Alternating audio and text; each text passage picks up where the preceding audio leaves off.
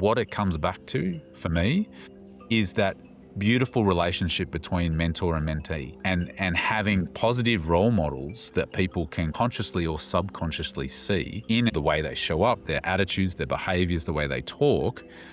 Like having someone to look towards to model what it is that I want to become. Hello and welcome to What is a Rite of Passage? Our guest today is Joel Hines. Joel's career path has spanned a vast distance, training as an occupational therapist. He has been a school principal, a CEO, a keynote speaker.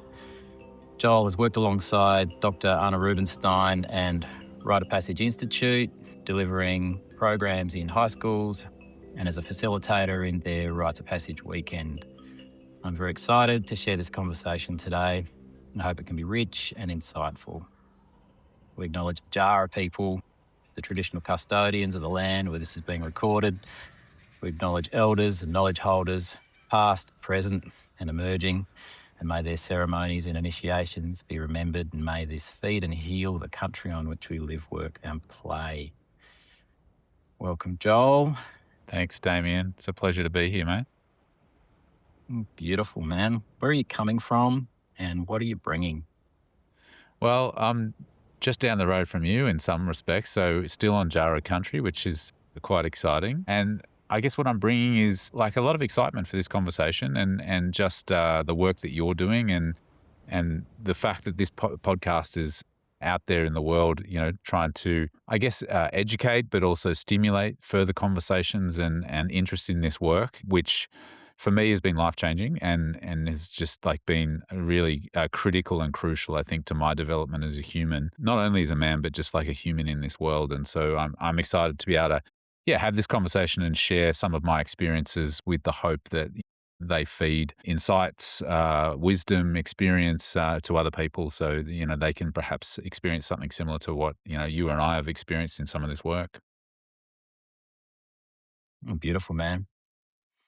I'm certainly noticing it's been a little while since I've done a recording. And like I noted just before, I'm coming with a fair bit of excitement and seeking to sort of downregulate myself a little bit. I want to ask, how do you do that? How do you regulate yourself?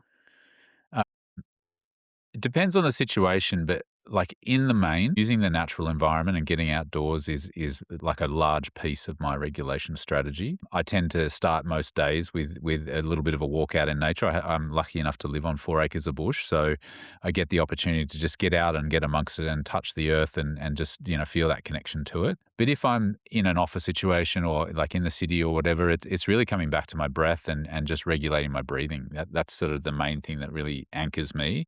And feeling my feet on the ground wherever I am, whether I'm in an office building, on country, or anywhere in between. It's really about feeling where are my feet and feeling anchored and grounded. That's so perfect. As you know, I've got a 23-year history in martial arts, and I've had a break for a couple of years.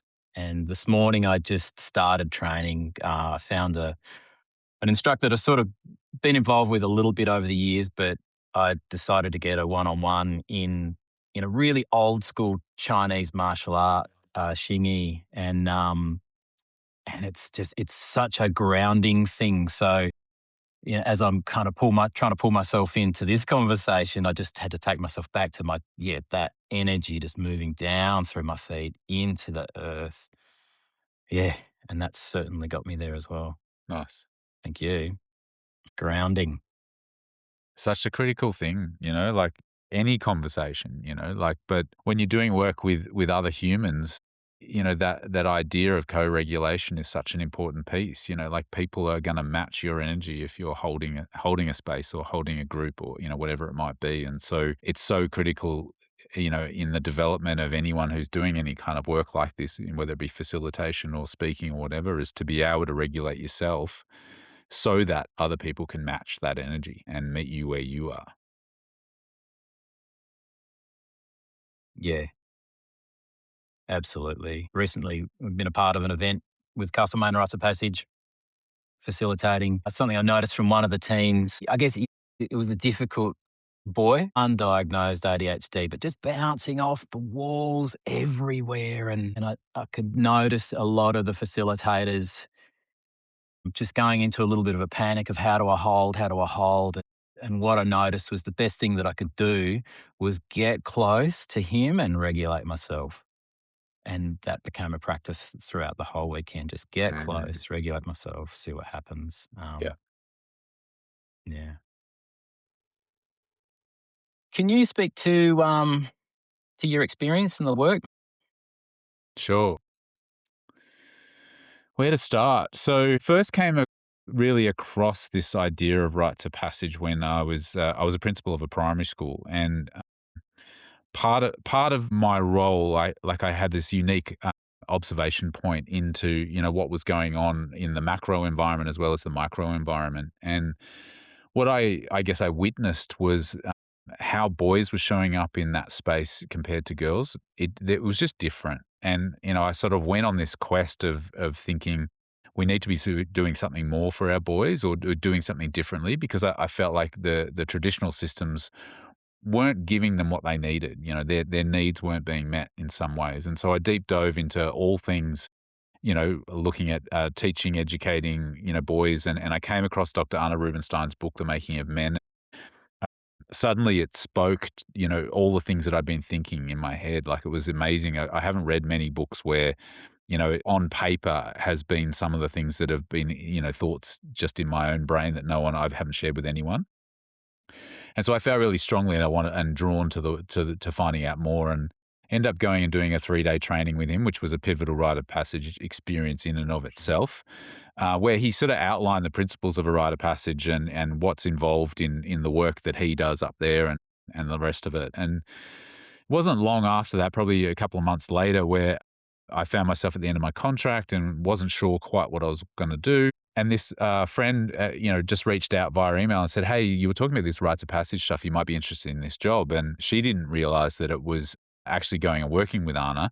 And I didn't realize that when I opened it up, it was going to be a job description that was really fit just for everything that I'd done in my world, in my life up until that point. Well, needless to say, I went through the interview process and ended up getting the job. And this whole new world opened up, I guess. So I spent 3 years with Anna really building out the schools program, but also facilitating a lot of programs. So everything from a 90-minute session with parents and boys through to, keynote speeches through to our signature 5-day Rite of Passage camp that was sort of like an immersive experience in the bush. But the school programs, we really focus on 1-day incursion programs. So actually going into schools all around the country, allowing boys and girls, and so we sort of had both arms sort of going, allowing them an opportunity to explore who they are and what their identity is. And that work was really deep, inspiring, critical in terms of, these young people's development. They're really searching for who they are, and this gave them an opportunity to at least start to explore that as well. Following on from my work there with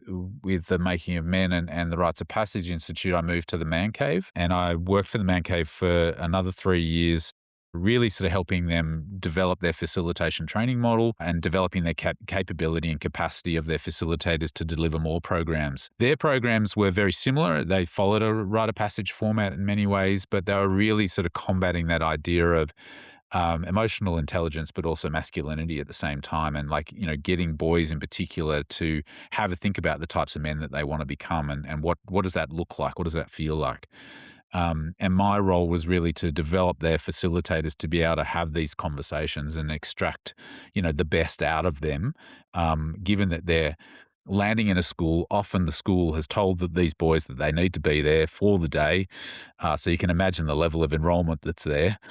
So these facilitators had to be able to enroll, these young fellas really quickly and kind of like build that, sense of a relationship and trust so that they could actually have some more deeper conversations. That work, was an incredible learning journey for me, building stuff from scratch, but also drawing upon other people's knowledge and wisdom and really building something that was quite powerful. And I'm really, proud to say that I've had a part to play in the development of some of that work because it continues to this day. And I think that, there are over a couple 100,000 boys that they've impacted, in this country, since their inception. So that feels like a really big piece. And aside from that, a lot of the facilitation work that I do now is really with adults, and it's really embedding some of the same principles that I've sort of developed through working with young people around emotional intelligence. Also, you know, ideas around masculinity and gender and all these sorts of things. And so that's either in the workplace or working really deeply with parents, particularly in terms of parenting boys. And that's sort of been the large focus of my work,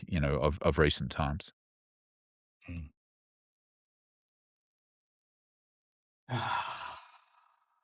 Thank you, man. Yeah, there's a bit there. So in that, in being employed in the space, you're a bit of a unicorn in that way. I tell myself this story that in order to be able to deliver this work, I need to have another fully functional business that sort of supports it financially. And I think I know other men in the space that feel the same way. Mm. Yeah. Can you speak any more about actually being employed in this work and what that means? And how it changes what you deliver. Yeah, I think there's a couple of aspects to that. I mean, which thread to pull? I think the first thing to realize is that this work can be done anywhere. And I think it's within all of us that are exposed to the work of transformation, facilitation, whether it's rites of passage or not, like in finding where are those places in community and in the workplace, in life that we actually have these transitions and these opportunities for development and growth. And I think they're actually hidden in plain sight in many ways.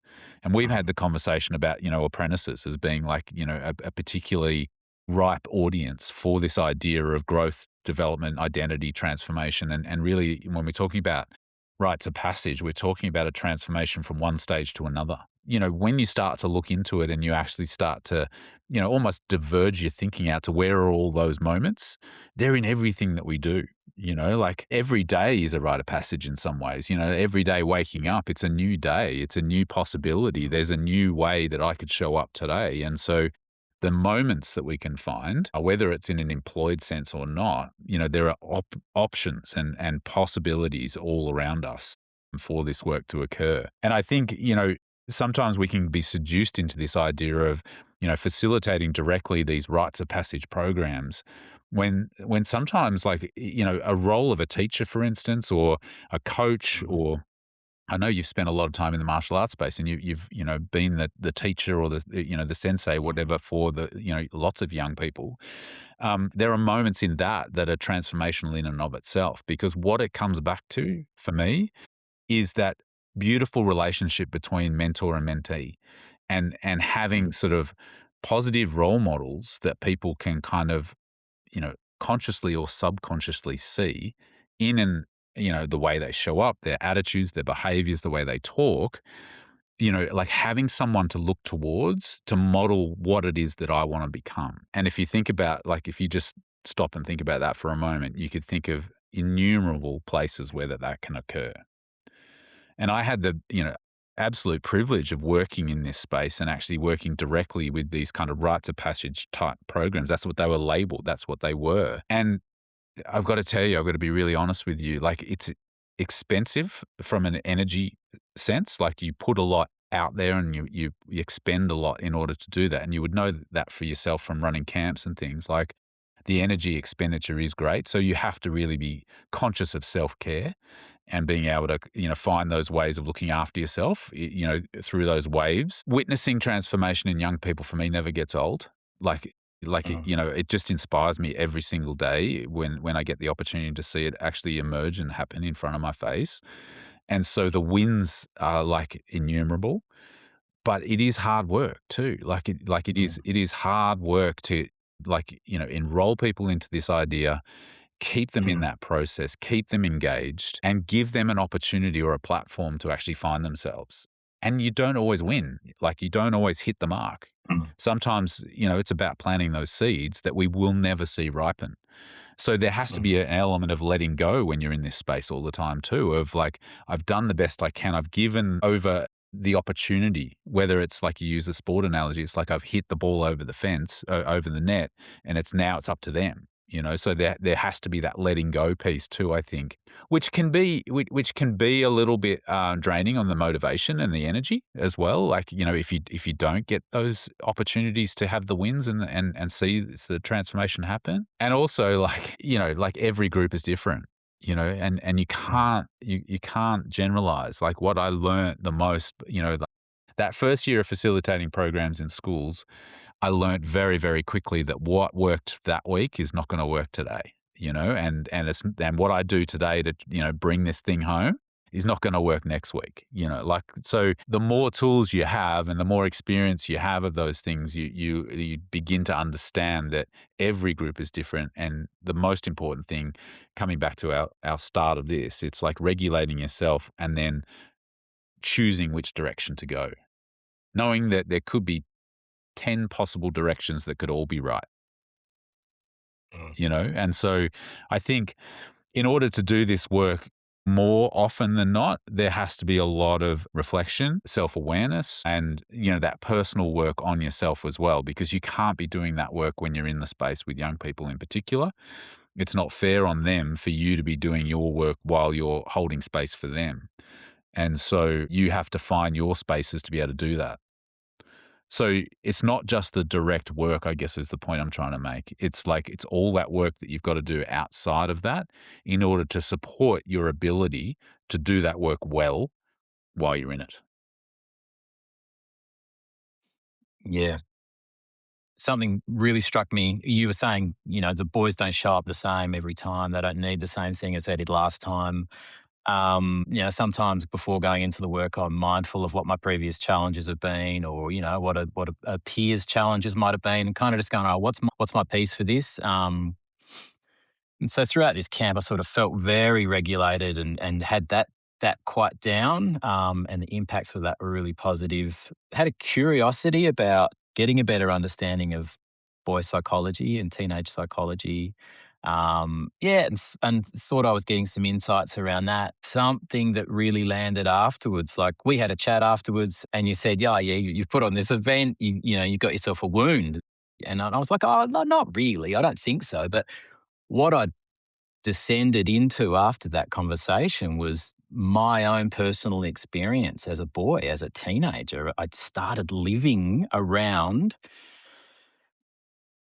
as unmotivated, hungry, compulsive, all of these things that I just witnessed in these boys. And my bit of work to do was kind of show up and have a look to the ways that I'm uninitiated and that I need to grow up and transition. And it's been a I guess it's put me in this really experiential place of the work, which, is not uncommon for me, but it's a deep dive. But like you said, it's expensive in an energy sense, especially if it's kind of unplanned or mitigated, I suppose. But And the interesting thing is that kind of moment that you described can happen at any time.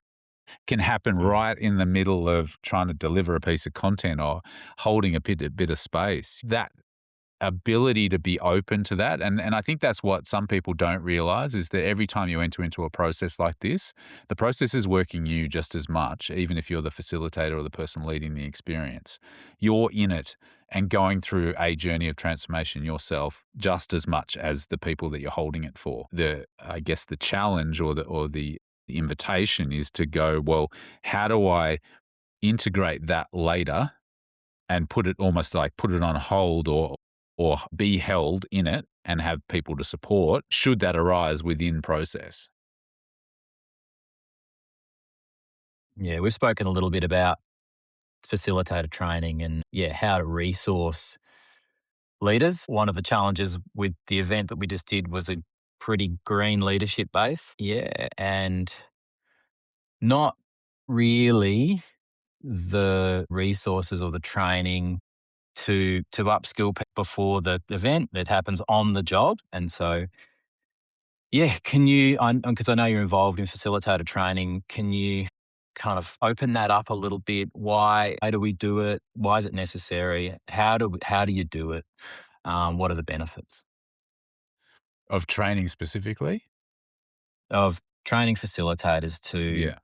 performs this rites of Yeah. passage stuff? Well, the first thing to name, I think, is that the best training development for facilitation is facilitating.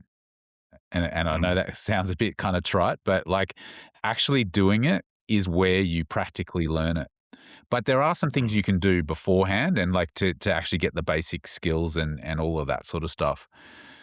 The first thing that I really encourage people who are interested in this work is to really look at their own self and the journey that you're on at the moment, like looking at your own teen experience. If you're going mm, to work with teenagers, you need to understand their world from your context. And the only context you have mm, is your experience as a teenager. And so understanding your story and owning that, you know, the gifts and the wounds that came out of that is a really important piece of it because they're the things that will trip you up when you're in the process.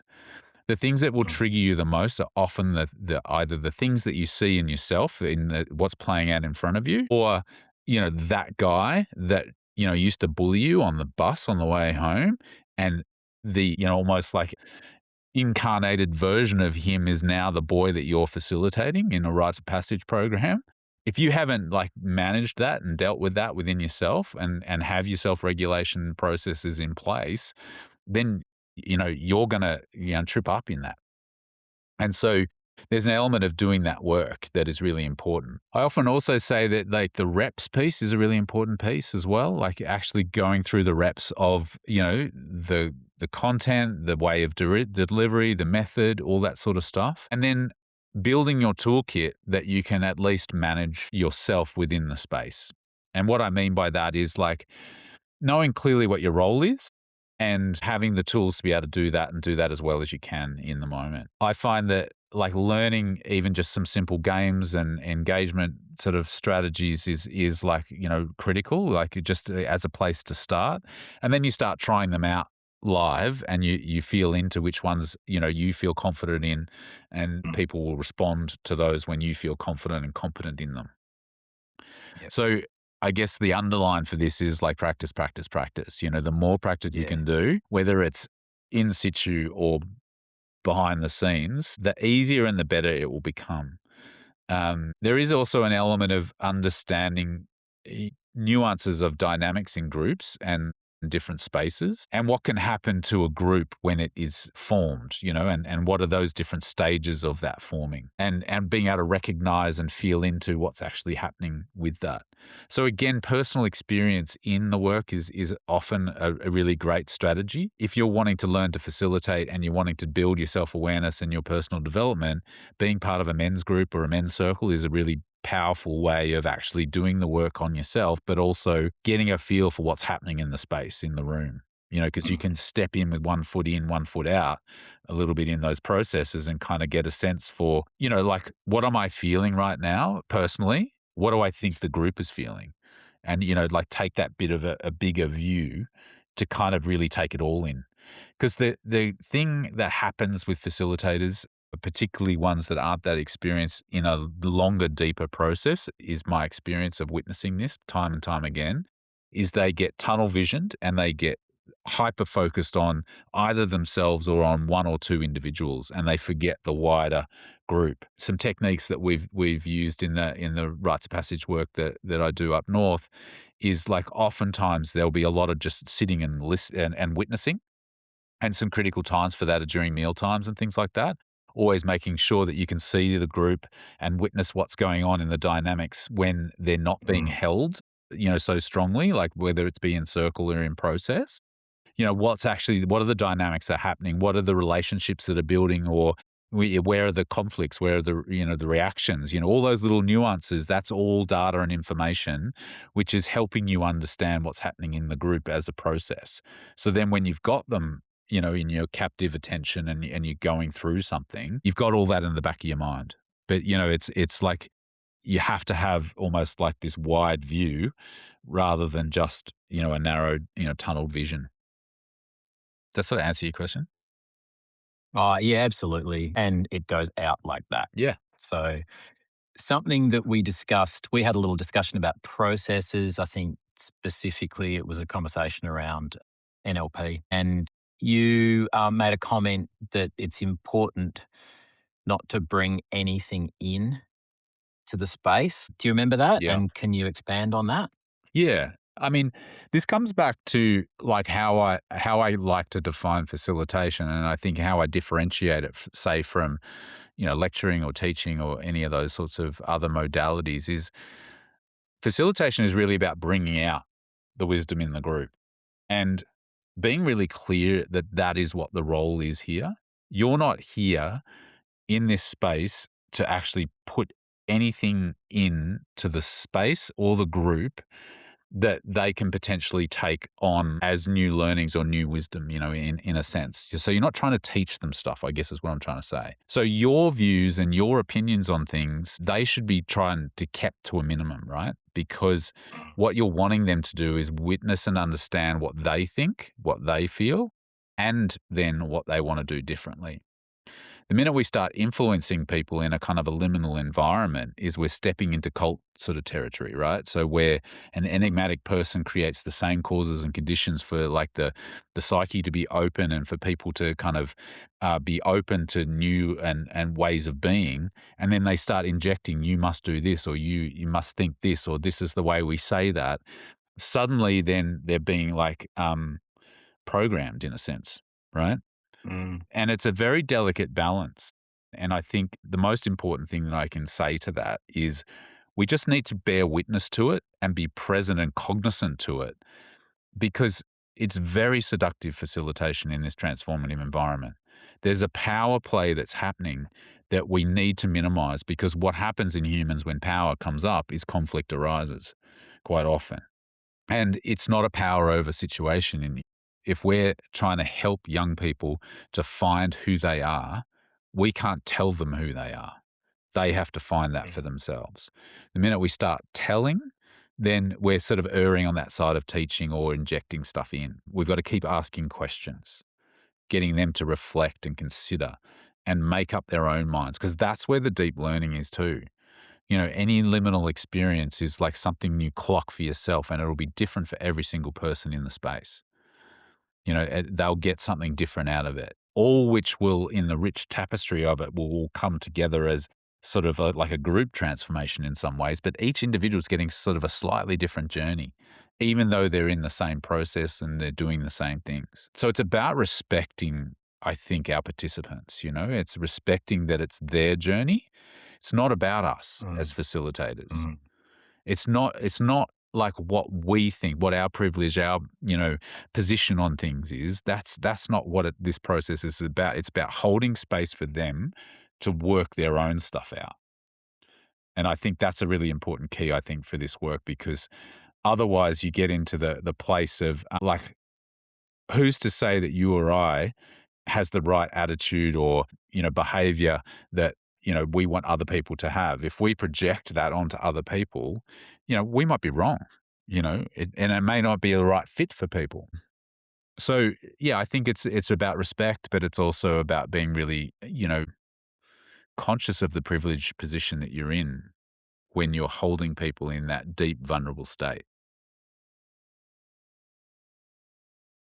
Yeah, it speaks to care for Yeah. me. And I think, to a level that is, I'm just sort of understanding on more of a level now. Yeah, a conversation that I had with a mentor a little while ago, or was a part of a conversation, was using the analogy of a pond.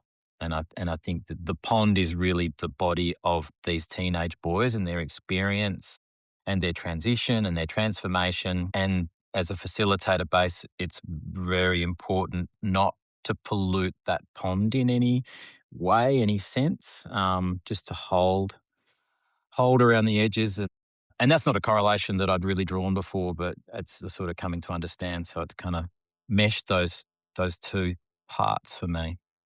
Yeah, and it also speaks, I think, to the way that we approach our participants also, and we encourage them to tell stories rather than tell the young people what to do. Mm. You know, let them make up their own mind as to what that means to them. Let them make sense of it, because you got your own journey. Your experience of that bully or your father, or your experience of leaving school, whatever. That was your experience, and that is like rich information and data for a young person who's hasn't experienced those things yet.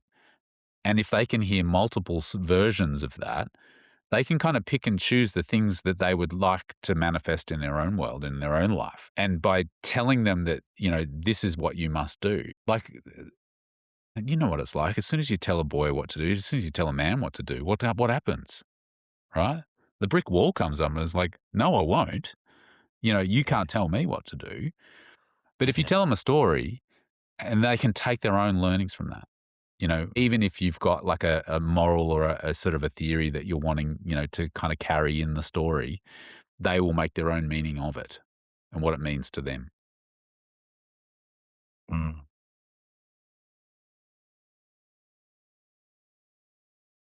Are there any other gold nuggets that you've picked up, things that you've come to understand around the psychology of teenagers or even just the process, just little gems?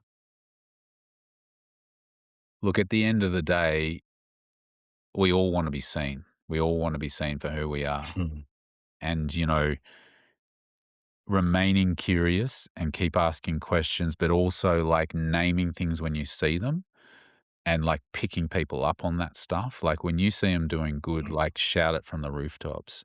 Like mm, there's nothing like pointing something out to some young fella that no one has pointed out to him before and seeing his chest puff out and him just going, that is me. Like I can yeah. feel that. Like you can feel that Mm, energy coming from them, as soon as you yeah. name that thing. And so like as many opportunities as you can, whether you're a parent or whether you're facilitating, whatever it is, to actually see these young people for who they are, they will live into that thing. Mm, They will live into that thing, if you acknowledge it, because they love that feeling of being seen.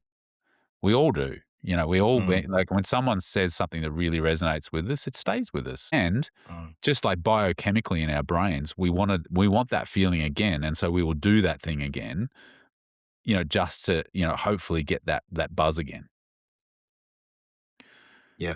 That's the one that kind of stands out the most, I think, with this work, is like catch them doing the things that, they don't even know that they do well. Mm, Like you were talking about the young fella that, you had that experience with who had all that energy and stuff. I remember a workshop, a mm, school workshop where I had someone similar, like right from the get go, he was pushing and shoving and like he was like boisterous and he was blah, blah, blah. And, like we pulled him aside at recess and I said to him, hey man, you've got so much energy. Like I love your energy. And people really seem to listen to you. Like, do you reckon you could help us like lead this workshop? And you should have seen his face light up because everyone had told him he was bad, he was this, he was like, the person who mm, shouldn't be in the room. But we yeah. sort of narrowed in on like his natural charisma, people were drawn to. He was funny. People were like cacking themselves, like so we just like harnessed that energy into like a more of a leadership role and like he was like the best thing of that day. He showed up and allowed others also to show up as their full selves as well. So sometimes it's about recognizing the gifts that you see because they may not be aware of them, Mm, you know? And that goes the same for facilitators in learning too, right? Like, when a facilitator does something really good, you gotta bloody name those things too, because otherwise, like, there's so much self-doubt that happens in facilitation, in my experience. Like, every facilitator that I've come has got their own story, but there's always a piece of doubt, or I'm not good enough, or I'm not enough, or I'm not like that guy. Like there's always this measurability against other people. And so, you know, someone that's young in their facilitation journey needs to be told what are they doing well? What are the things that they actually haven't like a unique difference in, you know? yeah. You've I haven't seen you facilitate, but like you've named it, you've told me you have this kind of steady calmness and this directness that people respond to. Mm, And that's your style, right? That's the thing that sort of, is your unique gift. Whereas there are other people that are a bit more kind of airy and floaty and, like they go about things in a different way and they get a different result from different people. And having, a team that's diverse like that is what our young people need. Like having, fathers or parents that are in the group that are diverse as well is what they need also because they need different things to see, experience, And then they can try on these different identities and see which suit fits properly. Like, mm, is this me? Am I the joker? Or am I the leader? Like, mm, who am I? That's what they're trying to work out. mm, And so a lot of the acting out behavior is them trying stuff on to see how people react and like what kind of feedback am I getting? And so sometimes as facilitators, it's about like flipping that for them a bit. Like they're thinking this like distracting energy is like what's getting the attention. But no, it's not actually that. It's actually their charisma and their ability to mm. kind of get people on board or, have the focus on them that is actually the gift.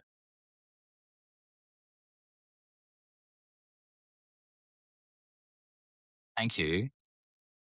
And I sort of jumped back to what you said about programs in schools, uh, about just having such a small amount of time to connect, like something that struck me, and it reminded me, it's like, oh, that's right, we got 4 days to connect with these boys, and I resigned myself to the fact, oh, look, it just takes a while. It takes a while, on the last day, like I kind of know these boys, and to think that I've got 3.5 hours or something to make that connection, that's kind of terrifying. It's all that connection stuff just on steroids. Yeah.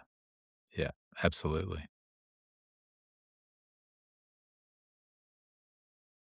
Is there anything else you think or feel or want to say while we're in this conversation? Well, I think on that, like trust takes time, right? And when you Yeah. don't have time, there are things you can do to accelerate it, right? So when I walk into a room or when any kind of leader, teacher, anyone walks into a room full of young people, there are the young people either consciously or subconsciously asking three questions. Who is this guy? Do I trust him? And what am I going to get out of this? And if I can answer those three questions quickly, then I've got them hooked in. Now, I don't have their full trust, but I've got them hooked in. And so, like with boys in particular, play and fun, like and self deprecating humor, like finding Mm, those kinds of avenues. They love banter, right? Like, so how can you have a little bit of banter with them that doesn't feel like, like disingenuous or mm, inauthentic? But how can you have that kind of fun and interaction whereby this is different? Get them curious. mm, Find your little hook to build relationship. And then, like having breathe in, breathe out moments is super necessary with boys to keep them on that journey, to keep that trust. You hold them down too long in the deep stuff, then they'll shut down and they'll put mm, the walls up in a sense. So you got to have those moments of like, joy and fun, depth and wisdom, like, and then bring them back out with a bit of joy and fun and then back down. And maybe you can get a bit deeper next time. But there has to be that cycle of in and out. And that trust building, that enrollment doesn't just happen at the start. It happens all the way through your process, whether it's a day or 4 days. Like you can lose that enrollment at any point. And so you got to yep. keep working at it. You got to keep an eye on it. You can't just assume that it's there. Because there could be some little part of the process that just like puts someone off or triggers a memory and they're suddenly like they're disengaged, right? Like we've got Mm, to, like, this is why there's such an energetic expense in this work is that you've got to be on all of the time, like mm, even during break times, like there's no mm, such thing as like, having a break, in this work, mm. I think we worked out like what was our hourly rate at one point, like, Yeah, getting paid a certain amount and all kind of thing, but what's the actual hourly rate? And it was pretty small, yeah, because yeah, like sometimes they're 18 hour days, right? yeah, Like you're getting up before the group and you're going to bed after the group and then there's debriefs and briefs all the way through. Like it's yep. long, and that takes a lot of energy and commitment and perseverance. Mm, I think to anyone who's wanting to know more or understand more about rites of passage and experience this work, do this work, you know, it's just such life-changing work and such important work. And I remember Anna relaying to me a story once that he sat in the presence of elders and kind of spoke about doing men's work and sort of felt really passionate about doing it. And this elder sort of said to him, look, if you really want to do men's work, you need to initiate boys. And that's where the inception of the rites of passage sort of stuff happened for him. And that story's always stuck with me, because like as we've explored in this, like this idea of actually exploring your own journey is such a critical piece to this. Like, if I wasn't initiated, it sounds like you weren't initiated, like No. we've missed out on something. But by getting involved in this work, there's an opportunity to perhaps learn and grow and have some of those experiences part of the journey. Now, I'm not advocating that, you do your rite of passage while you're facilitating. I'm not advocating for that. But there's an avenue there for you to explore, what does your world look like and what kind of man do you want to be or what kind of human do you want to sort of show up as, no matter how old you are, like there's an opportunity to do that. And I think by helping the next generation find who they are, we're contributing to something much greater and larger than we can ever imagine. And so, yeah, I guess, without trying to sound like a salesperson, I feel like this is critical work that needs to be done, and we need more people doing it. Yeah, 100%.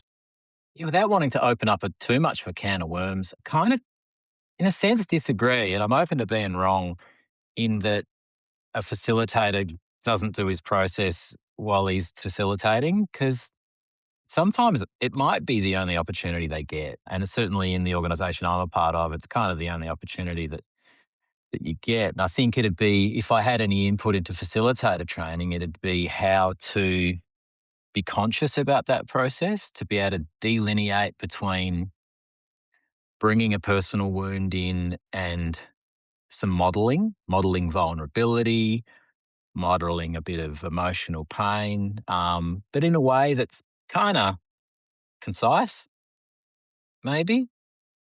And yeah, and it's a minefield because seen I've seen it not work so many times, and yeah, how do you curate that?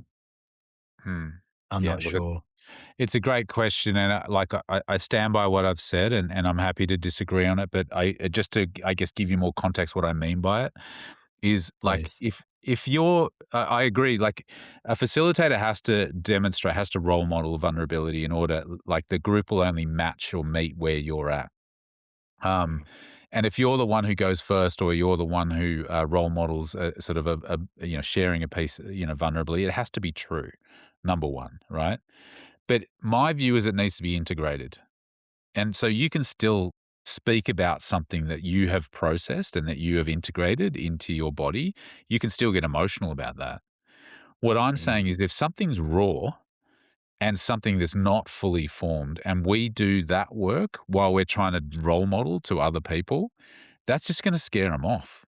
Like, because that's mm. like if the facilitator's a mess, like Yeah. you're losing that trust, you're losing that credibility, Mhm. you're losing that, Yeah. person who is holding you. And like Yeah. being in a vulnerable position of being on a 3, 4, 5 day camp, being held by these people and they're falling apart, like that's scary stuff. And we have a responsibility to our participants, if we're taking them on a journey, to be able to hold them in their stuff. They shouldn't be holding us. Does that make Mm. sense? Yeah, that's so much clearer. I think it's good. That's a good demarcation on that. And in that, I fully agree. And as I'm tracking you through that sort of occurrence, I'm seeing that pond just getting completely showered in dust and mud and ripples and waves. And yeah, yeah, 100%. Yeah. I mean, because like, yes, you will be doing your own process. And like what I mean, like by almost like parking it, or it's just like when you're in front of the group, you're not visibly processing stuff. You might be journaling in your tent late at night, or you might be Mm, talking it through with your co-facilitators. Hey, this came up for me in that last circle, or that's okay. But in front of the participants, you've got mm, a role model vulnerability, but only stuff that you're not currently working on, because it shouldn't be up to like it. That's what's different to say being in a men's group, right? Everyone's holding each other in a men's group or a men's circle, but in a process like this, you are responsible for holding them. That's the difference, I suppose, that I see. Yeah, I'm really glad that we took the time to flesh this one out, tease it out. Yeah. Yeah, it gives me clarity. Yeah. And that piece on like it going awry, like when someone role models something, or like how a circle starts is often how it will continue. And so if the first Yeah, person goes and they ramble for 5-10 minutes, everyone else is going yeah, to think that that's what they got to do.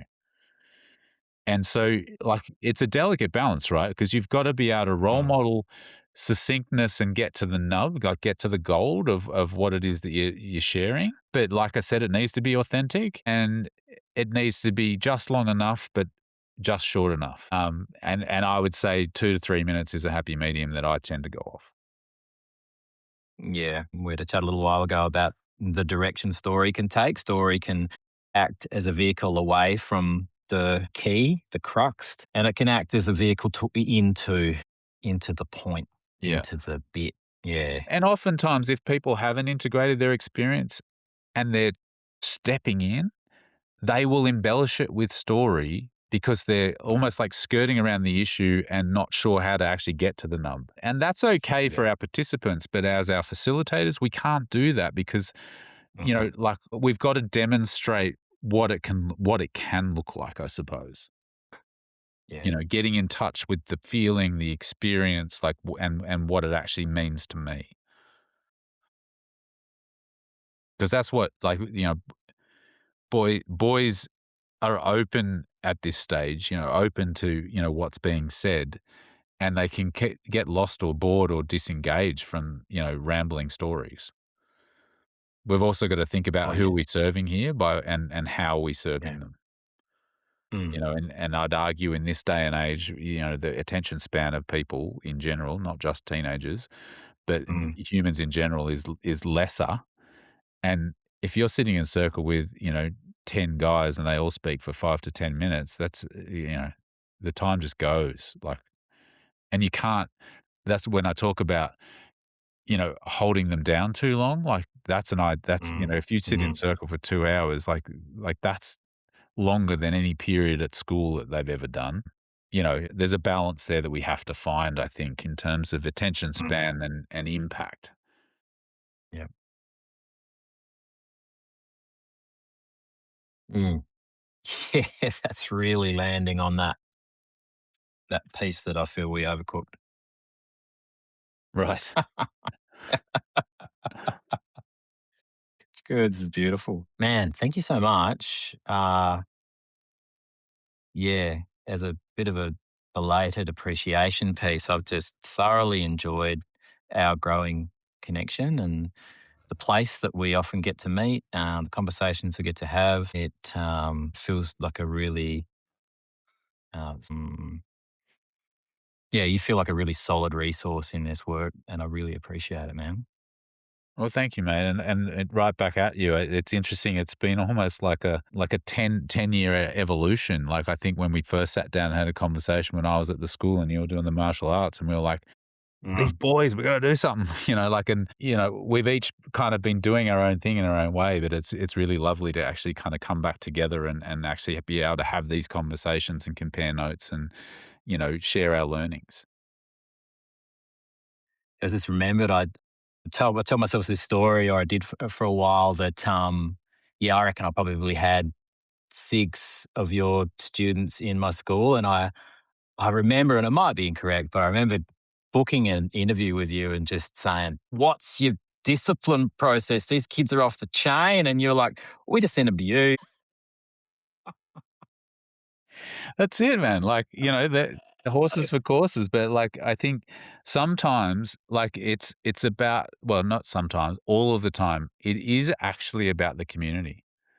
You know, the community is such a massive piece in the education and the development of young people. And what I mean by It that takes is a village. Yeah, exactly. It's taking that proverb to its, like, true intent and its true meaning is Yeah.